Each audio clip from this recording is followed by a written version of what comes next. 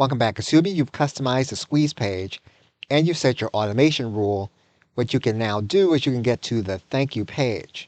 Now you'll notice here that there's an automation rule associated with the thank you page also. However, we have already taken the step to make sure that the individual gets access to the course when they submit their name and email address. When we are choosing a template, we want to make sure that that's going to communicate all of those instructions to the customer.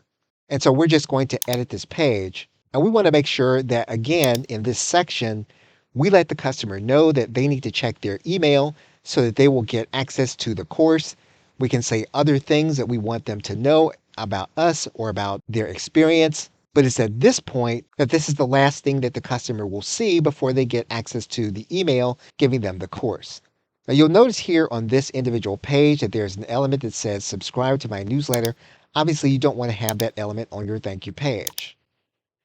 So you'll need to customize the thank you page according to the elements that you want on there and what you want the customer to see.